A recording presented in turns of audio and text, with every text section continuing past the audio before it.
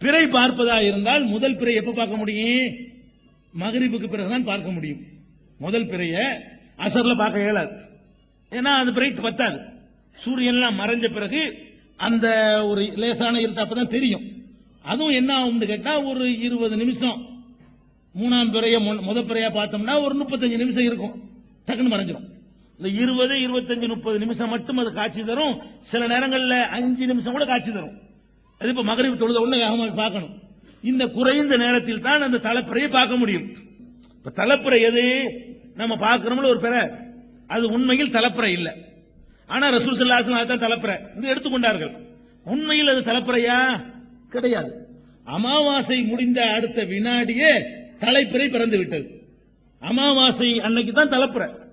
இங்கிலீஷ்ல கூட அது நியூ மூன் தான் சொல்றான். நியூ மூன் என்று எது சொல்றான்? அமாவாசை ஃபுல்லா அப்படி மறைஞ்சிரும், மறைஞ்சுக்கிட்டே நிக்காது, மறைஞ்சு அடுத்த வினாடி பிறை பிறந்துரும். அது என்ன அளவுக்கு இருக்கும் கேட்டா நம்ம ஒரு கண்ணுடைய ஒரு முடிய அளவுக்கு வெளிச்சம் இருக்கும். அந்த வெளிச்சம் நமக்கு தெரியாத காரணத்தினால் நம்ம பிறக்கலன்னு நினைக்கிறோம். 1 மணி 2 மணி 3 மணி 4 மணி ஒரு 40 மணி நேரம் ஆகுற வரைக்கும் உங்க கண்ணுக்கு தெரியாது.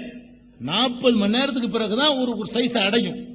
நம்ம பார்க்கிற தலைப்பிறை இருக்கு பாருங்க, அது சில நேரங்களில் 2ஆம் பிறையாக இருக்கும், சில நேரங்களில் அது 3வது நாளுடைய பிறையா இருக்கும்.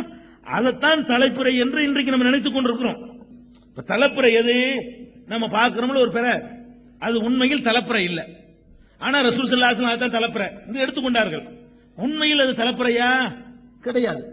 அமாவாசை முடிந்த அடுத்த வினாடியே தலைப்பிறை பிறந்து விட்டது. அமாவாசை அன்னைக்கு தான் தலைப்பிறை.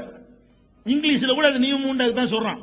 நம்ம பார்க்கிற தலைப்பிறை இருக்கு பாருங்க, அது சில நேரங்களில் 2ஆம் பிறையாக இருக்கும், சில நேரங்களில் அது 3வது நாளுடைய பிறையா இருக்கும். அதைத்தான் தலைப்பிறை என்று இன்றைக்கு நம்ம நினைத்துக் கொண்டிருக்கிறோம்.